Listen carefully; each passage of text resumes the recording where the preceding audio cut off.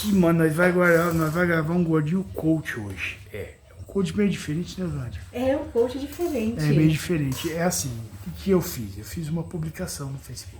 Eu fiz uma publicação porque eu não sabia o que fazer, que vídeo fazer. Aí eu fiz uma publicação perguntando qual era a pergunta que vocês tinham.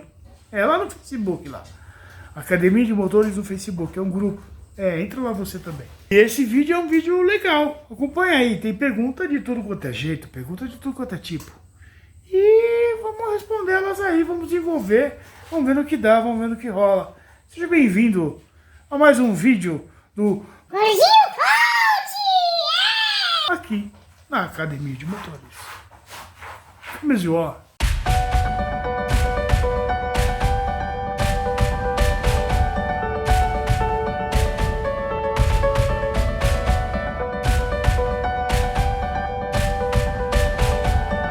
Deixa o like!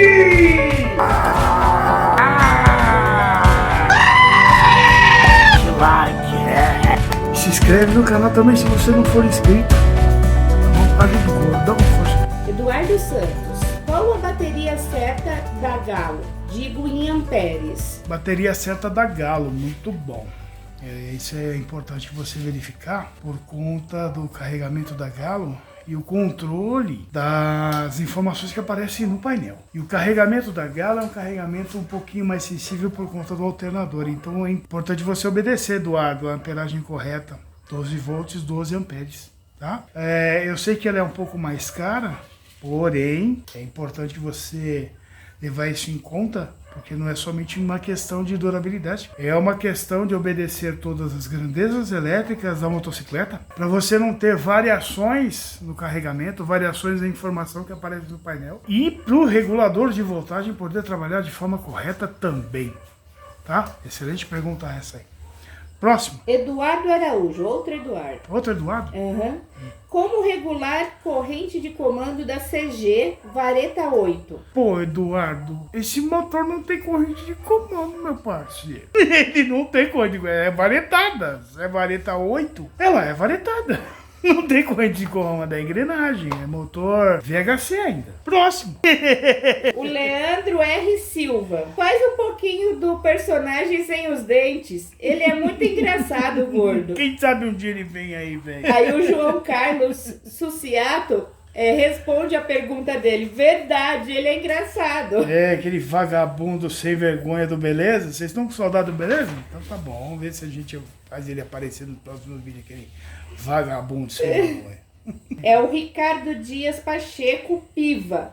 Sobre as bronzinas do Virabrequim que não acha. Sugestão. E é da CB 400 e 450. O que acontece é assim, é que essas bronzinas realmente tá cada vez mais difícil de achar. Você pode achar até na Shopee, cara. Na Shopee você encontra... Acaba chegando, mas eu não consigo te garantir, dizer qual é a qualidade dessas medidas todas que vem de fora. Contudo, meu velho, o que eu digo pra você é o seguinte, motor de CB bom é motor standard, cara. Motor standard é o melhor que tem. Então o que eu te aconselho é você encher. 0,25 já não fabrica mais. 0,50 é uma medida que eu jamais recomendo. A bronzina vira na biela. Então o que eu te aconselho mesmo é você mandar encher. Encontra uma retífica boa, uma retífica bacana. Não precisa ser onde eu mando na Corremotos. Tem várias retíficas boas por aí. Deixa com 36 redondinho. Mete uma bronzinona preta lá, velho. Linda, show de bola, standard preta. Você tem motor para muitos anos, mano. Você tem motor aí para 10 anos para rodar, para não ter problema. Você gasta agora. Mas para de gastar com esses negócios de medida de bronzina aí. Isso aí é complicado, cara. Complicado. Não mexe com isso não. Manda encher com standard. Tá? Jedson Cunha. Por que não fazem mais motores com pistões que sobem iguais, como os da CBR, com esse ronco espetacular? Jedson, é o seguinte, meu velho, esse motor parou de ser fabricado por uma questão, assim, que subir 2 pistões e descer 2 pistões, existem prós e existem contras. Antigamente, quando esses motores eram fabricados, a robustez da arquitetura do motor ainda estava nos parâmetros aceitáveis do comércio e da concorrência. O que acontece é que os motores começaram a ficar menores, mais leves, para obedecer a um layout de uma motocicleta que seja leve, que seja ágil, que seja speed. E esse layout de 2 sobem, 2 descem, é necessário, junto de todo esse equipamento, um contrapeso. A gente chama de balanceiro. E esse contrapeso, esse balanceiro, ele pesa. É um setor do motor que é propício a dar problemas porque são mais peças móveis ao motor. E é por isso que ele parou de ser continuado, esse motor. Eu sou fãzaço desses motores, mas infelizmente por conta da concorrência, por conta da evolução do próprio motor, a chegada da injeção eletrônica, do mapeamento da injeção eletrônica, esses motores perderam lugar. É uma pena e não se tornou mais viável fabricá-lo. Eles ocupariam muito espaço na moto, ficaria muito pesado. Entendeu? Próximo. John John tá sempre junto. Quais são as diferenças entre as CBs? Exemplo, CB450E, DX, Custom, Sport. Tá, John é o seguinte, no quesito estrutura da motocicleta, a Honda se utilizou de uma filosofia muito alemã. Diz assim, se complicado resolve, para que facilitar? Se o time que tá ganhando, para que mexer nele? A estrutura da CB, desde a primeira que veio, 79, 80, as primeiras exportações, até a última a ser fabricada, a policial, o quadro é exatamente o mesmo. Com pequenos detalhes de modificação, como fixadores do tanque e o bico do banco, onde junta com o bico do banco, suporte para o cilindro de freio traseiro, a balança traseira, a bengala dianteira, pinça, diâmetro do disco, são 4 tipos de pinças, 3 tipos de discos de freio, mas na essência e na estrutura a CB não mudou. O que muda são periféricos e acessórios utilizados nela. O motor sofreu uma modificação na sua cilindrada e no sistema de arrefecimento. O câmbio praticamente ficou o mesmo, o que mudou foi a coroa da embreagem e a engrenagem motriz. Mas foram poucas as modificações que a própria CB teve. Contudo, a diferença entre os modelos se dá como particularidade o próprio grafismo da pintura. A modificação mais considerável foi no ano de 83 e 84, onde entrou a Tucunaré, que acabou herdando então essa roupa para DX, para Sport. Então vieram alguns mimos com relação como por exemplo a bolha, guidão dobrável, mas a estrutura em si. A motocicleta em si sofreu poucas mudanças. A mudança mais considerável foi no ano de 83, onde se abandonou ali aquele estilo arredondado, farol arredondado, painel arredondado, aquela rabeta bonita, né, que na minha opinião é a mais bonita de todas, e então encarou e enfrentou e entrou junto com uma moda da época e um design mais quadrado. Contudo, a ciclística, por conta do banco um pouco mais baixo e do guidão das CBs antigas, elas são melhores para pilotar. Mas a essência mesmo dela não muda, ela não mudou. Ela continua o mesmo entre-eixo, o mesmo ângulo de caster, a mesma inclinação, o mesmo diâmetro de roda, mesmas medidas de pneu. O peso em si mesmo da motocicleta quase que não mudou. Então são diferenças sutis, é fácil de você identificar, observar, mas não houveram modificações assim muito significativas, tá bom? Próximo, Márcio Correia. Tensor da corrente de comando original, muito caro. Paralelo não presta. É uma pergunta? Ele não pôs interrogação. Ele tá afirmando, talvez ele queira que você dê uma dica.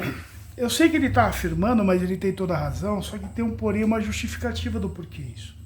A calibragem da tensão da corrente de comando.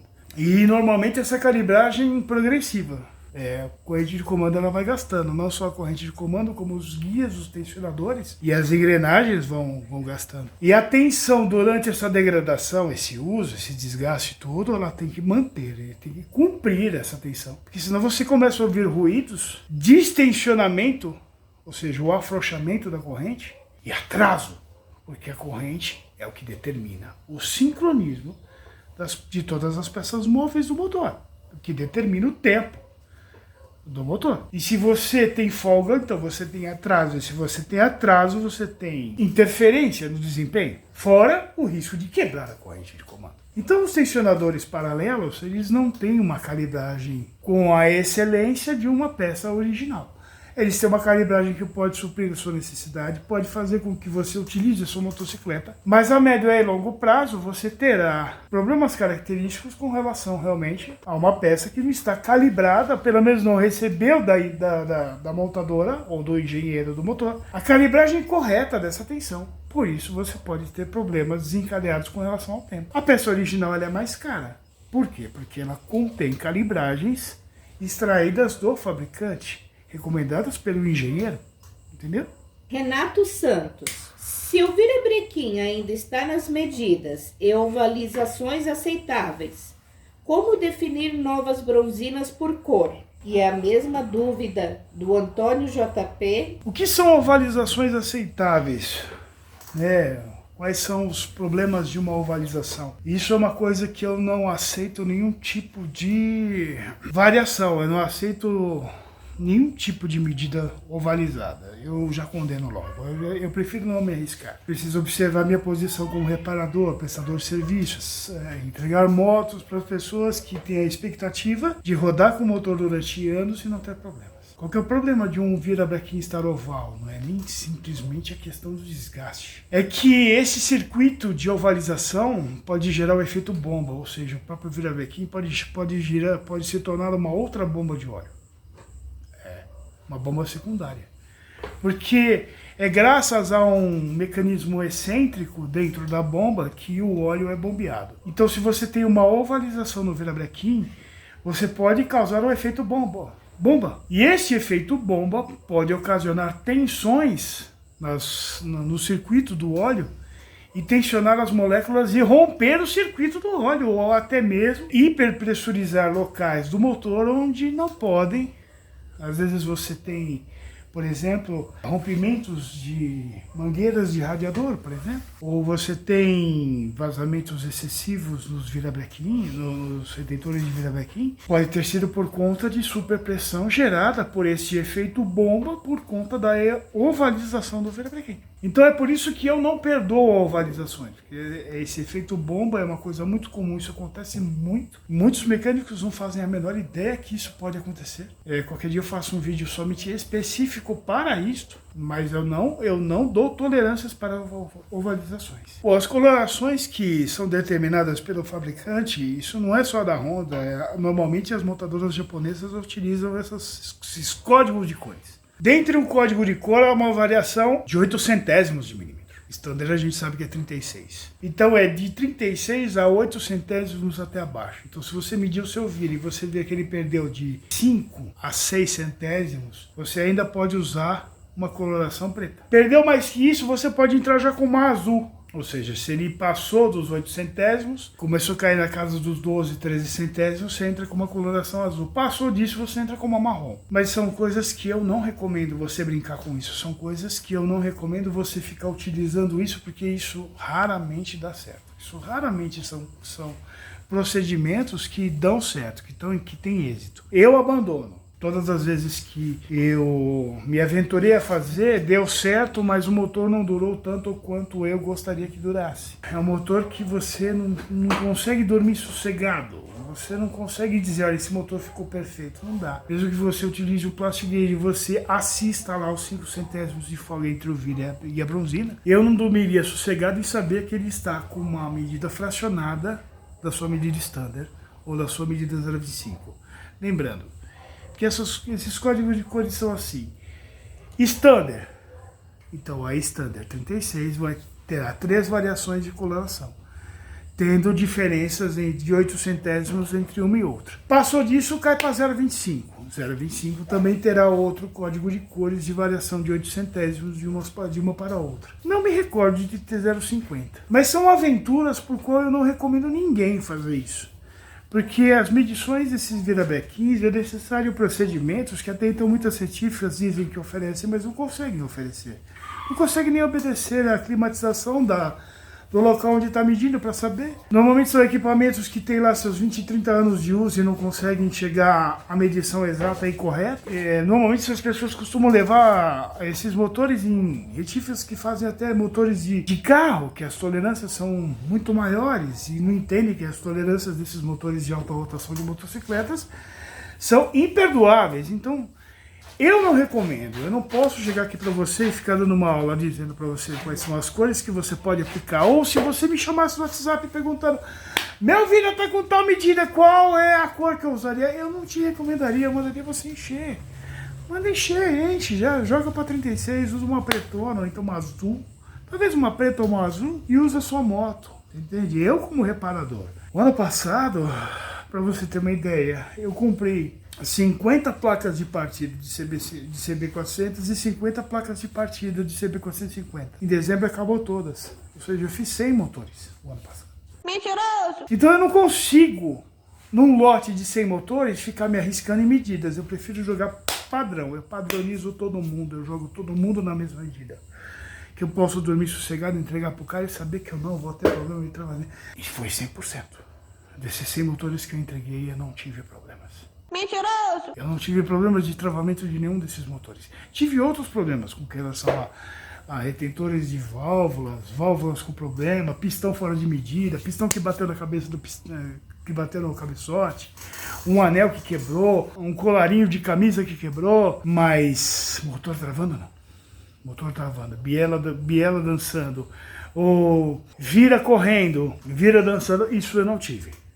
Ok? Então, se você seguir meu conselho, então eu garanto para você que isso é 100%. Isso é game over. Beleza? Então agora é André Silva. A pergunta é: existe uma reação química entre o material da cuba e a gasolina?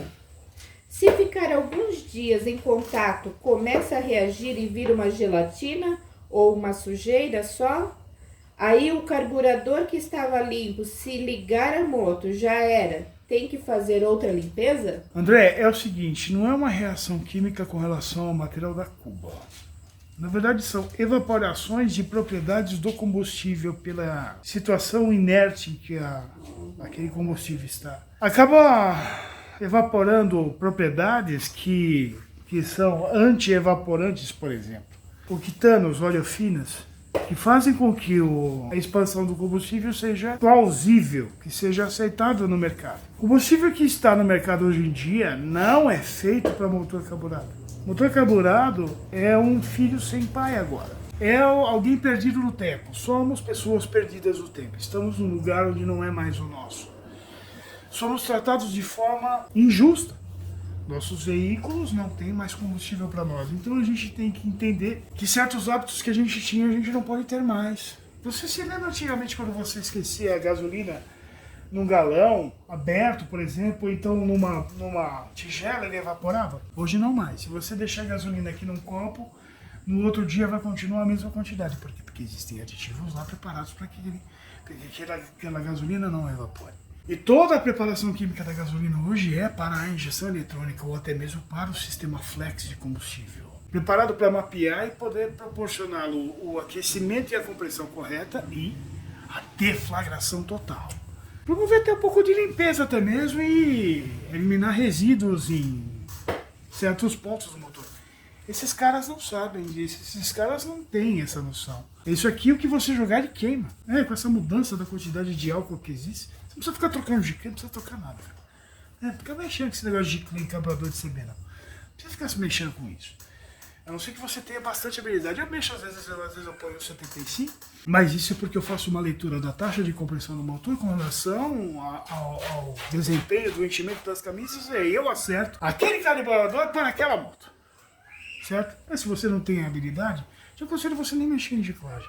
Então essa situação gelatinosa que fica no carburador ali, já é por conta mesmo da falta de uso. Aquele combustível fica ali sem usar, empoçado. Não é previsto isso numa injeção eletrônica. Isso não existe na injeção eletrônica. Não existe gasolina estagnada numa injeção eletrônica, somente em carburadores. Se você desliga um carro de injeção eletrônica, a gasolina retornou, no máximo fica no circuito, no pré-circuito, mas é pouca gasolina que fica ali. Então, o carburador está fora do seu tempo. Então não é questão de reação das cubas, mas sim da própria estagnação do combustível na cuba. Okay? Ela por si só já cria essa reação toda e vira essa gelatina que você dá a partida. O motor vai sugar aquilo e é game over. Tem que lavar o carburador todo de novo. No motor do meu irmão aconteceu isso. No carburador do Toninho. Aconteceu isso, mostrei no vídeo, tá lá. É isso, próximo. Próximo é o Mário C. Filho. Quais pontos básicos a ver ao procurar e inspecionar uma CB400, 450 para compra? Reforma básica de CB400, 450. Vale a pena garimpar peças originais a preços obscenos ou o mercado está bem servido ainda de peças de segunda linha de qualidade? Primeiro fator a se levar em consideração em compras de CB é o seu amor pelo modelo e ano tal. É o seu desejo por ter aquele modelo, aquele ano, aquela cor. Isso já é 90% do passo. Isso é 90% do acerto. Escolher, fazer um ranking, pesquisar qual é a melhor, qual é a pior, isso pode ser uma furada gigantesca, porque o primeiro defeito que a vencedora do ranking que você fez, o primeiro defeito que ela der, você vai falar, pô, eu devia ter escolhido a outra, né? Você entendeu? Agora, quando você compra a moto que você quer, o sonho que você sempre teve, aquela cor que você sempre imaginou, aquele ano... Hã? O amor. O amor, isso. Aquele ano que você escolheu e você achou lá na puta que pariu. O motor tava travado e o documento todo irregular. Mas você achou a moto que você quis. Então todo o resto é história. Todo o resto é jornada. E é a jornada que importa. Contudo, para você analisar um bom motor, você faz o exame da próstata. Nos meus vídeos todo mundo sabe, se encher o dedo no escapamento, puxa e vê qual é o resíduo que sai. Se for oleoso, se for somente pó, se não sair nada. Se não sair nada é perfeito. Se sair somente pó preto, é carburador mal ajustado, ou motor com baixa taxa de baixa compressão. Se sair oleoso é porque o motor está queimando óleo. Tudo bem, impossível você comprar uma moto sem andar. Anda na moto. Põe a bunda no banco, cara, e anda com a moto, cara. Vê se você sente barulhos, vê se você sente ruídos, vê se tudo te obedece. Esse é um bom segredo, né? Não existe a compra perfeita, não existe aquele lugar, aquela compra que você compra, que você sai rodando e nunca vai ter problema com a moto. Não adianta, você vai comprar e vai ter problema. Porque o vendedor, ele sempre dá aquele jeitinho, cara. Não adianta, não adianta. E a pior compra, na minha opinião, é aquela moto samambaia, que o cara nunca usa a moto. Essa é a pior compra, essa é a pior moto. O cara que usa a moto todo dia pra trampar, velho, essa moto é boa, essa moto tá revisada, essa moto tá em dia, sabe? Essa moto tá na hora. Moto que o cara usa todo final de semana, essa moto tá show de bola. Moto que tá parada lá, encostada, igual uma samambaia, criando teia de aranha, e o cara se vangloria porque a moto tá lá parada e não usa. Essa moto é uma bosta, essa moto você vai pegar, tá cheia de problema, meu chapa. Você vai botar pra rodar, vai vazar, vai parar de carregar, o freio vai tá ruim, vai fazer nheco-nheco, tem que trocar bucha de balança, rolamento vai estar tudo zoado, vai começar a rodar, vai derreter graxa, caixa de direção vai começar a rock, você entendeu? Então, assim, se a moto tá parada, na minha opinião, ela vale menos. Talvez pela fidelidade histórica, o cara pode realmente até pedir um valor a mais, mas tecnicamente pra mim ela vale menos. Uma moto que usa sempre, uma moto que usa todo final de semana, que ela tá revisadinha, que o cara tava usando ela, essa moto vale. Essa moto pra mim é o que importa. Essa moto eu vou pegar, vou gastar um pouquinho nela, mas vai estar confiável ainda. Entendeu? Próximo. Aires Domingos Eduardo. Não consigo apertar o ponto motor 2 tempos. Não tenho como tirar o volante. Meu velho, essa aí você vai precisar me chamar no WhatsApp e mandar fotos para mim para eu poder te ajudar. Motor 2 tempos eu conheço muito bem, mas não é o meu hábito, vamos dizer assim. Não é o meu forte. Infelizmente essa aí eu vou ficar te devendo. Tá? Talvez alguma ferramenta que esteja faltando para você. Se você me mandar fotos aí, meu WhatsApp vai estar no final do vídeo, na vinheta da propaganda do curso. E aí então você manda para mim. E aí vamos ver se eu consigo te ajudar. Tá bom? Elder Valotto. Professor, tira a teimosia da turma que acha que a RDLC é a Viúva Negra. Oh, mano, que crueldade, meu velho. Qual que é o nome dele? Elder Valotto. Elder, é assim, cara. Perdoa esses caras. Perdoa a gente, cara. Por que perdoa a gente? Porque, veja bem, o nome, o apelido é a fama, ela acompanha. Eu sei que a Viúva Negra é somente as primeiras que saíram com freio a tambor. Eu sei disso, a gente sabe disso. Mas o que acontece é que o nome acompanha, é igual a galo. Sempre vem um lacrador dizer pra gente que 7 galo é a CB 750-74, antiga. Esses caras vieram para lacrar nessa moda e acompanham. Mas, bicho, o apelido, ela herda, não adianta, o nome vem, entende? Criar essa polêmica em cima disso, eu acho que não é, sei lá, isso não, sei lá, por riqueza histórica, realmente, é verdade. A Viúva Negra realmente, originalmente falando, o que você está fazendo aí, bicho? Originalmente falando, é a antiga, né? Eu não sei nem que, não lembro nem que ano que é. Mas perdoa os caras, deixa eu falar que é a Viúva Negra, não tem nenhum problema. Bom, Sérgio Sroor. Numa ocasião, comprei uma DX 450 e toda vez que pegava chuva, ela começava a falhar, mesmo tendo trocado cachimbos e até as bobinas. Foi quando o mecânico das antigas me deu a dica dos suspiros dos carburadores. Deviam estar entupidos. Realmente estavam, e depois disso ela não deu mais problema, mesmo pegando temporal na estrada. Qual a relação disso? você encontrou um verdadeiro dinossauro, meu parceiro. Você encontrou uma verdadeira lenda da mecânica. Ele tinha toda a razão. O respiro é um aspirador. O respiro do motor, o respiro do carburador fica apontado para baixo ali. Para a roda traseira da motocicleta, em alguns modelos fica apontado perto do paralama ali ainda. E pode sugar a sujeira, pode sugar a umidade, essa sucção que vier. Pode contaminar o combustível dentro da cuba. E é por isso que quando você tem esse tipo de problema, eu te aconselho você até mesmo trocar a cuba, porque essa sucção não pode acontecer. Como é fácil descobrir quando isso acontece? Você põe uma mangueirinha de dedo como se você fosse medir o nível de boia. E quando você acelerar, se você vê o nível de boia se mexendo com a frequência da aceleração, significa que aquela cuba está com problema de vedação do respiro. E em dias nublados, chuvosos, garoa, a moto pode começar a falhar. Por quê? Porque contamina a gasolina que está na cuba do carburador. E o motor começa a sugar água. Isso pode ocasionar até calço hidráulico. É perigosíssimo isso. Quando isso acontece, que eu estou regulando o CB aqui, que eu olho no dreno, você está acelerando e o nível... eu troco a cuba.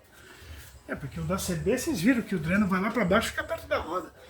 Numa dessa suga água, entra no motor, o motor não queima, dá calço hidráulico, você empena a biela do motor por questão de 1, 2 ou 3 gotinhas de água que entrou pelo dreno. Essa é a correlação, tá bom? Jairo J. Pereira de Azevedo. Grande Jairão, show de bola, meu ADM favorito.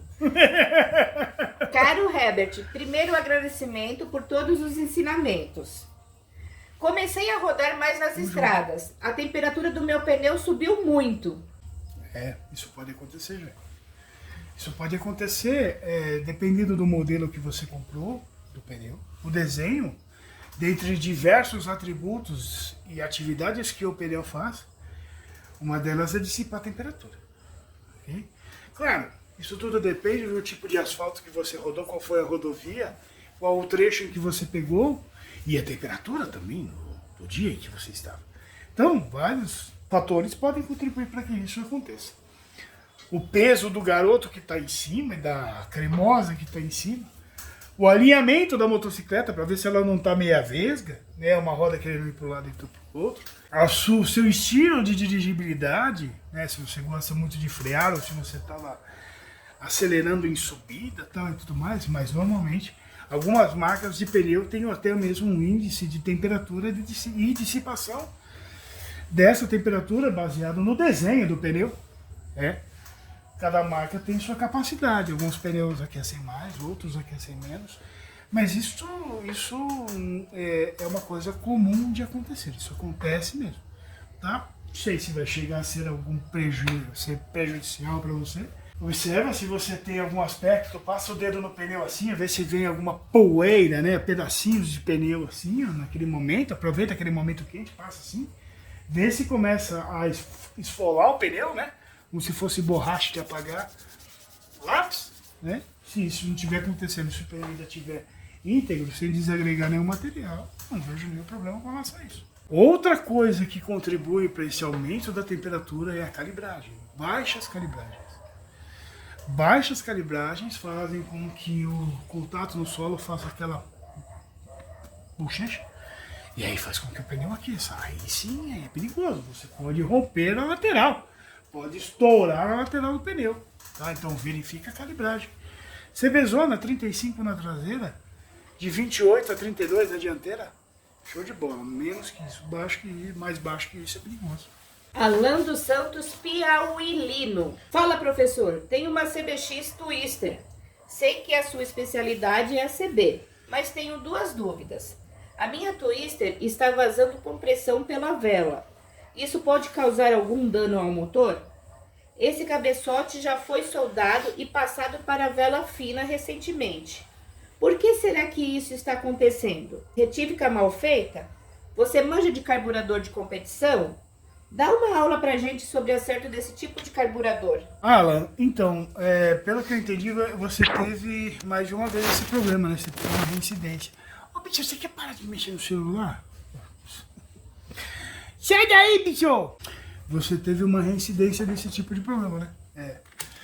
Bicho, isso o que acontece é o seguinte, na CB300 isso é ocasionado por um péssimo mapeamento. Eu tenho um vídeo falando somente sobre isso, vou deixar o link aqui para você entender.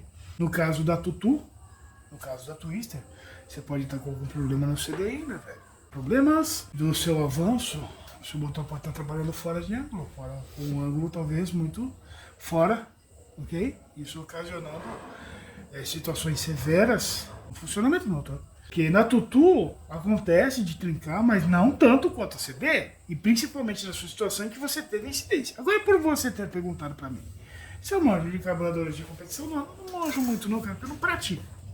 Porque se eu pegar um carburador para competir, talvez eu possa proporcionar uma regulagem legal, um carburadorzinho legal. Mas como eu não pratico muito, então é um tipo de serviço, é um tipo de trabalho que eu nem ofereço. Okay? Porém, para você ter dito para mim que você está com incidência, será que você não está brincando muito com o seu carburador? Será que junto com isso, com o seu problema no seu CDI, você não está proporcionando uma incidência maior desse tipo de problema? Presta atenção. Dá uma verificada, troca esse CDI, põe um carburadorzinho original, vê se isso volta, vê se isso rescinde. E mostra e diz aí pra gente, tá bom? A próxima não é uma pergunta, é um elogio. O Cláudio Góes.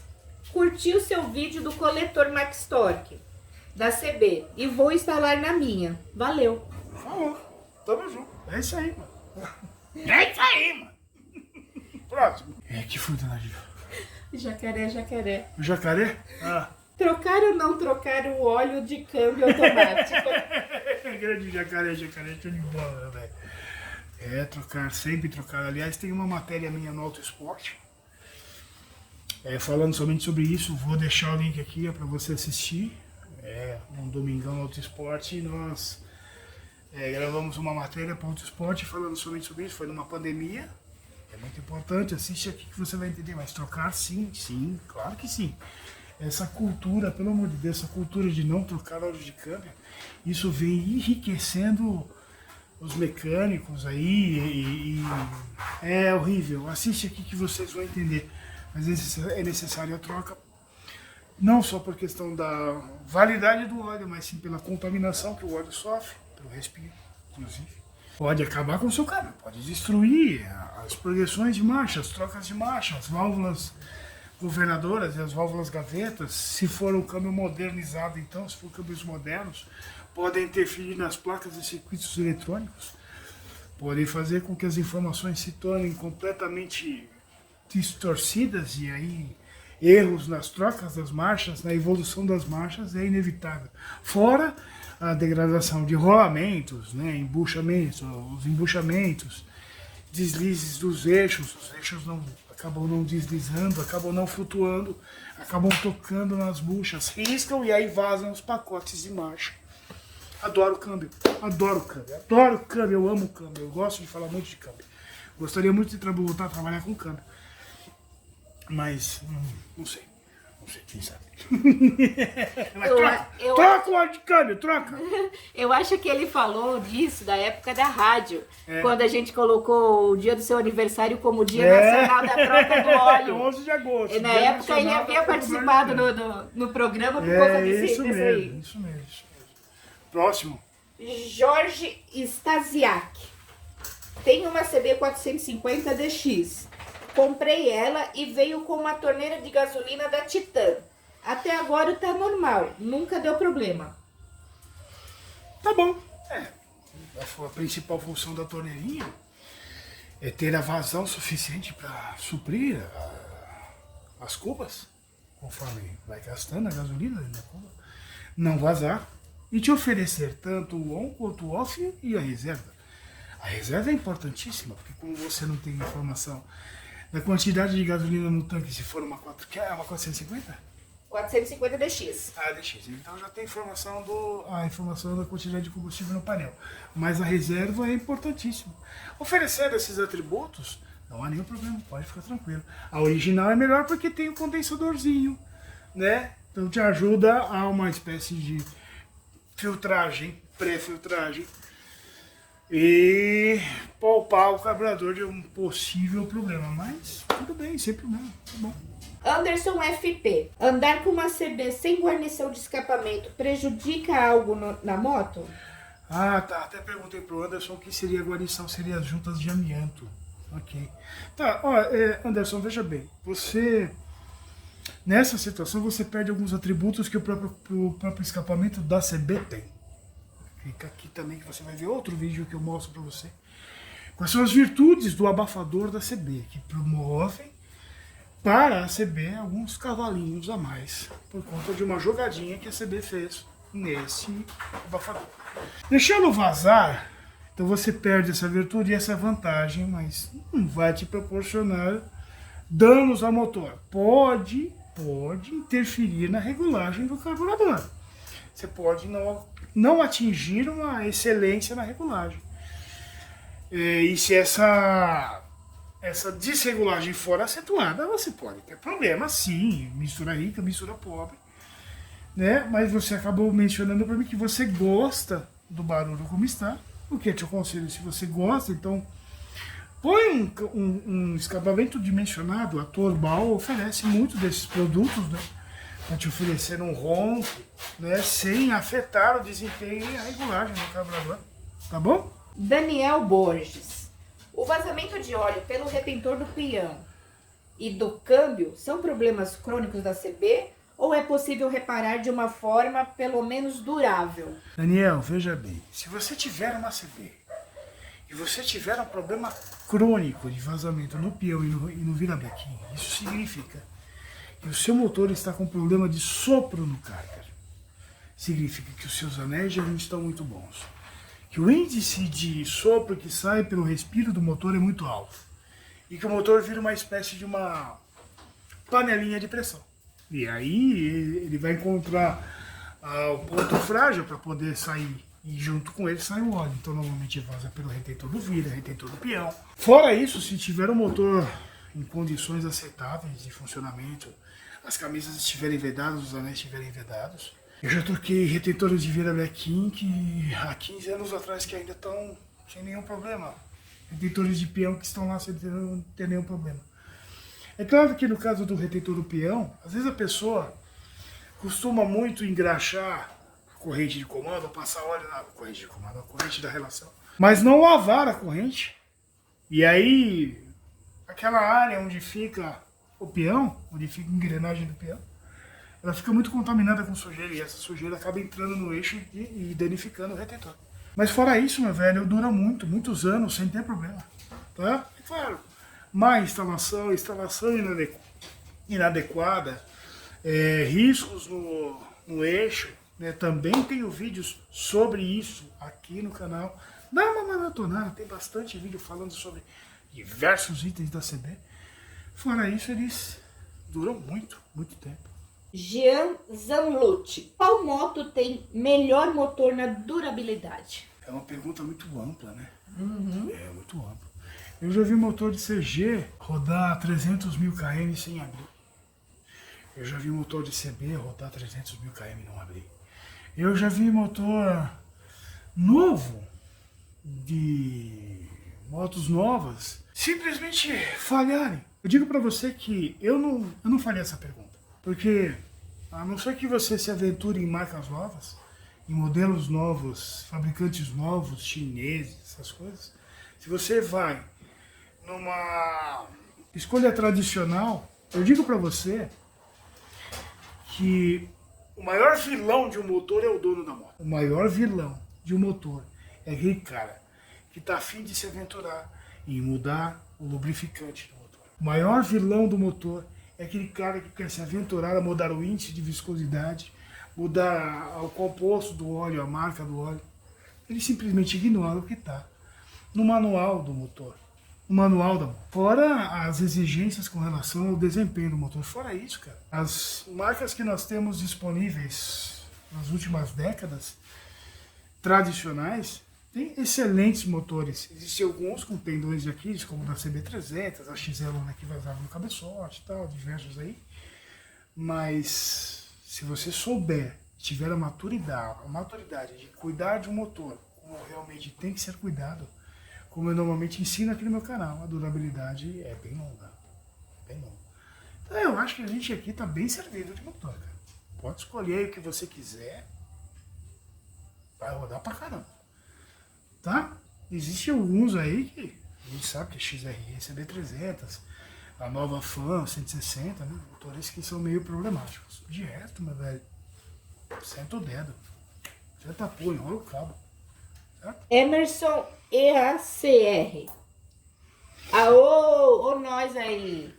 Quando você se depara com um mancal ao lado da bomba, com parafusos frouxos, por terem se espanado, sabe lá Deus como, o que é mais adequado fazer? Soldar e encher o furo de alumínio e refurar fazendo rosca novamente ou embuchar? Olha, tomara a Deus que você nunca precise encher com solda e refazer o furo, porque isso pode empenar o bloco do motor. Então isso é uma situação muito pragmática, muito problemática. Bucha, você precisaria fazer um furo muito grosso para pôr uma bucha. Primeiro eu tento um helicói, que para mim resolve 100% das situações aqui. Eu ponho um helicói aqui, faço um furo, rosca e helicói. Acabou. Aceita aperto, show de bola. Passou disso, pode tentar uma bucha. Por quê? Por que tentar uma bucha? Porque o buraco ficou maior, então só uma bucha vai resolver ali. Aí passou disso, tem que encher. Mas aí é complicado, pode empenar o bloco, tá? Mas, dentre as escolhas que você me deu, nenhuma das duas. Eu prefiro helicói, tá? Júnior Cristiano, é viável hoje em dia ter uma Falcon? Quais são os principais pontos negativos? Olha, Júnior, essa resposta é a mesma resposta que se você fizesse com relação a uma CB ou uma moto antiga dos anos 80, dos anos 90. Ela não deve nada para você. Ela não deve nada para ninguém. Não é uma questão que é viável, se compensa ou se não compensa.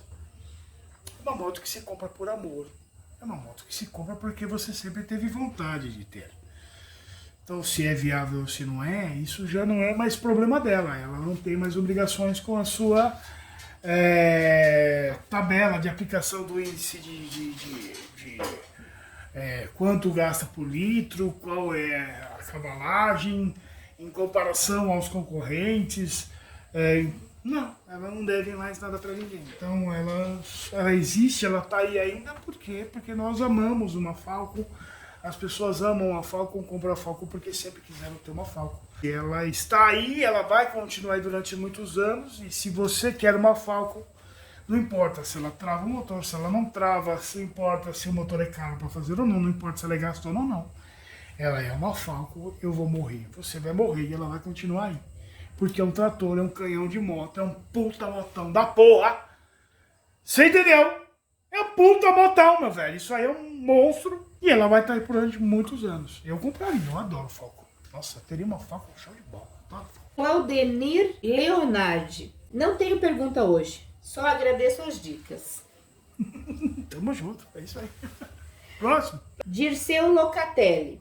Fale sobre equalização computadorizada de carburadores. Como é feito? Eu tenho um vídeo desse. De uma equalização, de um sistema computadorizado da equalização. Tá aqui, ó. Fica aqui que você vai assistir. Eu fiz numa Galo, excelente, nota 10. Caro, né? equipamento caro de se comprar. E não tem disponível, eu acho que ainda no Brasil, somente importado. Mas é muito bom, muito fácil de trabalhar. Apesar de que equalização, você tem que ter as manhas, mesmo que você tenha um bom equipamento, você tem que ter uma boa bonda para você entender o que você está fazendo. Cara, quanta pergunta, tem mais quantas perguntas aí, dona Diva? Ah, umas 20, 30. Meu Deus, se eu for responder todas essas perguntas, a gente não sai daqui hoje. E é sabadão, e é quase 10 horas da noite já. E semana foi difícil, cara, semana foi complicada. Trabalhando sozinho, meu velho, é difícil aqui. Eu tô cansado, também tô cansado. Mas agradeço a todas as pessoas que mandaram a sua pergunta. Manda você também a sua pergunta lá no Facebook, na Academia de Motores, lá. Normalmente vai ser sábado ou sexta-feira que eu vou fazer a pergunta para vocês mandar a postagem, para vocês mandarem a pergunta e quem sabe eu respondo aqui no vídeo a sua questão, a sua pergunta, a sua dúvida, o seu questionamento, a sua crítica, o seu protesto. Quem sabe eu coloco, exponho aqui a sua opinião. É assim que vai ser. Agradeço muito a sua participação, agradeço muito, né, dona Diva? Sim. Agradecemos aqui a sua participação. Curte, compartilha, comenta, é o CCC. É simples, fácil. Se inscreve no canal aí, bicho. Tá à toa aí mesmo, cara. Você tá assistindo o vídeo. Senta o dedo aí, cara. Não vai gastar o dedo, não. Não vai gastar o dedo, não. Agradeço muito você pela sua audiência, pela sua paciência. Só mais uma coisa. Come as you are. Saudações, meus queridos alunos desse meu Brasil baronil. 1% dos mecânicos sabem. São informações que eu vou passar para vocês, que sempre ficaram trancadas às 7 chaves, que líderes e concessionária não faziam a menor ideia do que estava acontecendo lá dentro. Grandes mecânicos não chegaram a esse conhecimento, não tiveram acesso a essas informações. Mas eu não quero que você seja igual a todo mundo. Eu quero que você seja aquela pessoa que sabe o que acontece ali. Então, bicho, meu amigo e minha amiga, presta muita atenção no que eu vou dizer para você agora. Senta, relaxa, respira fundo. Porque a partir de agora, o seu cérebro é meu!